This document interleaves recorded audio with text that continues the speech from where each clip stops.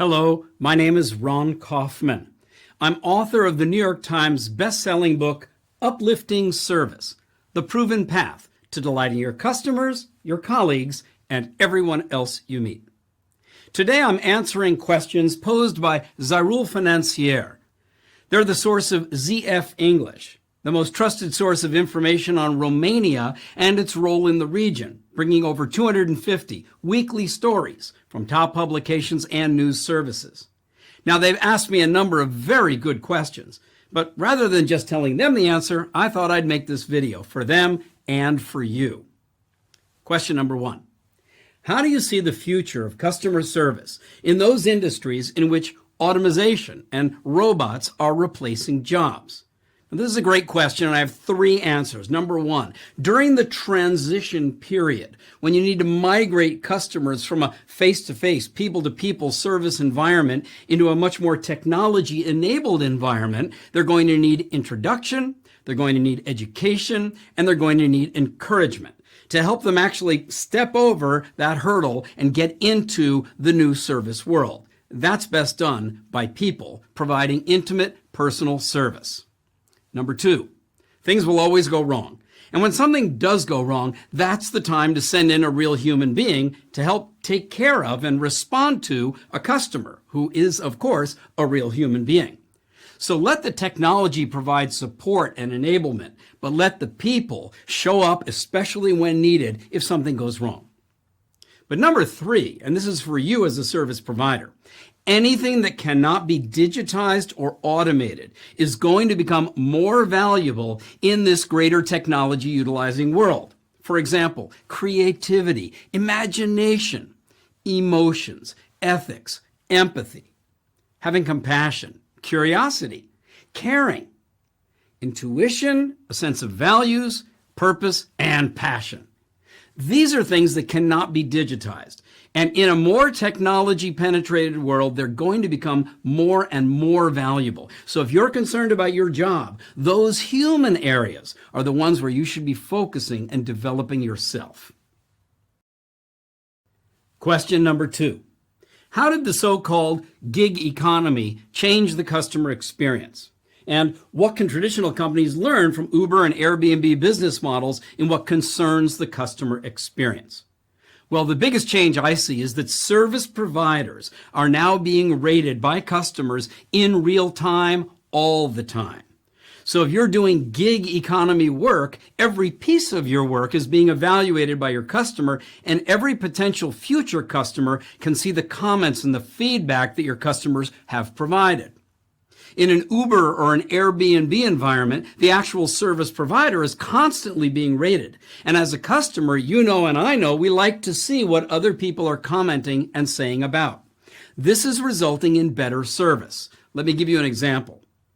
I recently stepped into a taxi, not an Uber. And the taxi smelled bad, like the taxi driver had just finished a cigarette before picking me up. Well, what could I do about it? I didn't even want to say anything to the driver because I didn't want to put him in a bad mood while I was in the car.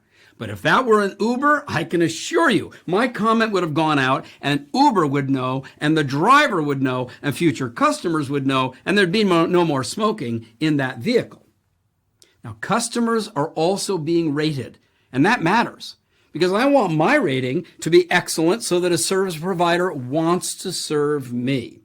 So what can traditional companies learn? They should encourage this kind of real-time service, real-time communication about service in both directions. Encourage your customers to comment on service providers and ask your service providers to comment about your customers. Question: what are the main characteristics of a good customer service specialist? And how do I think this profile is going to change in the future? Well, the number 1 most important characteristic is a passion for listening, a curiosity about the world and concerns of other people, and a genuine interest to make someone else's life a little or a lot better. Our definition of service is taking action to create value for someone else. And people used to think that the key component of service was the action that you take. No, no, no. The key component of service is understanding someone else so that you can appreciate what it is that they value now, so you can then figure out what is the right action to take. And different people value different things. In fact, the same person could value something very different in a different situation. So just taking the action that you've been trained or following the procedure is no longer the characteristic of a great service provider. The most important characteristic is that passion and desire to appreciate the world and the concerns of some other person, and then take the right action to create value for them. Next question. What are the most common mistakes that leaders make that affect services offered by the company? And how often should a CEO interact with the clients of the company or the employees that are working in the world of customer service? Well, that's a great question, and the two are connected. CEOs and other senior level leaders must spend time interacting with their customers in those customer experiences, in their world, in the customer's concerns, to understand their choices, their opinions, and their perceptions about you as a service provider. And how often should a senior level executive do that? Well, my opinion is the majority of the time. Now, I understand there are key decisions that very senior leaders must make, and they're the ones who are supposed to make them. Strategy, resource allocation, mergers, acquisitions. But those key strategic decisions should be driven by creating a challenging and supporting environment for your employees and creating the kind of experiences that will make your customers want you, prefer you, and come back to you. If you're the senior leader, how are you going to most intimately know that? You've got to get down and spend time with your customers and with your employees, and do it a lot of the time. And our next question. Where do I find it more difficult to train and develop customer service employees? In B2C, business to consumer, or B2B, business to business organizations? Interesting question. And the answers are actually different. In a B2C environment, business to consumer, end customer, people already tend to be other focused. They're already thinking that way because there is a clear end customer. So there's clarity. But when you want to improve someone's skills, there can also be a certain sense of righteousness or even arrogance about, oh, we know that. Oh, we've been serving customers for a long time. Don't teach us how to do it. We know how to provide good customer service. And so when we work with organizations in a B2C environment, that's sometimes the challenge that we face. In a B2B, business to business environment, it's a different challenge because these particular businesses don't have end customers. They have clients. They have accounts. Or maybe it's a B to B to C environment where business to business, and then that customer business has the end customer. So the real end customer may be a full step away. But in these B2B environments, we also have an advantage because people who work there tend to solve problems quite rationally. And so when you give them an analytic framework, when you give them a solid definition with proven models and principles that they can apply, they love it and it works. I think there's a reason why the majority of our clients all over the world are in technology and back-end and manufacturing and logistics and supply chain, as well as the many customers that we serve in food and beverage and retail and transportation and hospitality. Improving your service is something that's important for every company, B2B and B2C. Can you give us some examples of small actions that led to big changes in the customer service area? Yes, let me give you two.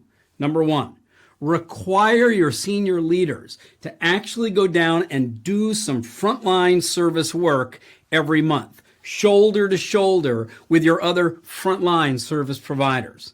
And what's the big change that happens? Well, the roadblocks that those frontline people face get very quickly removed.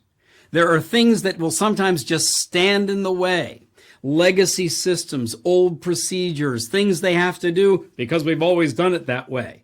You send your senior leaders to work shoulder to shoulder with them, and those things show up very quickly, and they tend to get removed and improved very quickly too. And number 2, make your customer feedback highly visible so that it's seen by people throughout your organization, not just those at the front line, not just those in the customer service department. Why? Well, the big change is you get much faster responses and a sense of urgency for making the change and a sense of pride when changes are made and customers respond by saying thank you. And our final question today is this: how can you measure the effectiveness of a customer service training program? And should leaders expect immediate changes in customer service employees' performance? Well, if you're running a business and you're the leader, the ultimate financial objectives you're looking for are an increase in top-line revenue or bottom-line profit, share of market, share of wallet, shareholder value. These, however, are what's called lagging indicators. In other words, they come after all the service that you provide. So what would be a leading indicator that you could look at that would let you know that your service training program is actually effective? Well, that would be your scores. Your customer satisfaction score, your NPS or Net Promoter Score, your customer loyalty index, or your employee engagement score. When all of these scores are going in the right direction, you are going to achieve your ultimate financial objectives. Now, the problem with those surveys and scores is that you don't tend to do them on a daily basis. They're not going to give you real-time feedback. And when you get the report, well, you have to take some time to figure out what all that data means. So what would be an effective leading indicator that would let you know you're going to get good scores? How can you keep your finger on the pulse day by day, hour by hour of what's actually happening, whether or not your training program is effective? The leading indicator for that is customer compliments, positive feedback. People you serve saying, wow, and thank you, and gosh, I didn't expect that, and I really appreciate when you serve me that way. If you're getting enough positive feedback and compliments, it's a leading indicator of getting better scores, and that, of course, will lead to your ultimate lagging indicator, better financial performance. Now, here's the final question. What needs to happen for someone to give you a compliment? What needs to occur that someone wants to give you positive feedback? Well, it's not from serving them the way they already expect. It's not from doing what it is you already do. You're going to have your service providers look at service situations and the customers they serve with some new perspective, get some fresh insights, come up with some new service improvement ideas, and then look through those ideas, choose the best, and put them into action. So really, the most important effectiveness of a customer service training program is how many new ideas are your people coming up with? How many fresh insights do they have? How many new actions are they taking to create more value? And if you're a leader in a large organization, that is what you should be looking for your service providers to do. That's the change in customer service employees' performance that really matters. Taking new action that creates more value for the customers and the colleagues that your people serve. Now, this approach is a little bit counterintuitive, and I wrote about it with a colleague of mine, Professor Jochen Wirtz, in a white paper called Engineering a Service Culture Transformation. It was such an effective piece that Harvard Business Review looked at it and turned it into an excerpt, an article that they published in the Harvard Business Review magazine called Revolutionizing Customer Service. Now, you may need a service revolution, or you may simply want a continuous improvement in the form of an evolution. But either way, the rules that are in this white paper are available for you as a complimentary download. You can find them at our website, upyourservice.com, or in Romania, upyourservice.ro, where you will find this white paper available, and I encourage you to download and read your very own copy. Now, I've got a special place in my heart for Romania, and so thank you again to everyone there who's provided these questions and who will be welcoming me shortly to come and do a full-day workshop called The Future of service excellence. I've got a warm spot in my heart for Romania for a couple of reasons. One is my wife and I enjoy visiting our friends in Bucharest. What a great city. What a country. And the other is, well, my father's father was born in Romania. So there's a part of me that, like you who may be watching this, comes from that part of the world. But whatever part of the world you are from, thank you for watching. Thank you for thinking about these questions and my answers. And if you have other questions that you'd like me to answer about customer service, service culture, service standards, service recovery, partnerships in service, or making our world a better place by serving each other more effectively, well, you're welcome to write in. And perhaps I'll answer those questions for everyone else to watch, including and especially for you.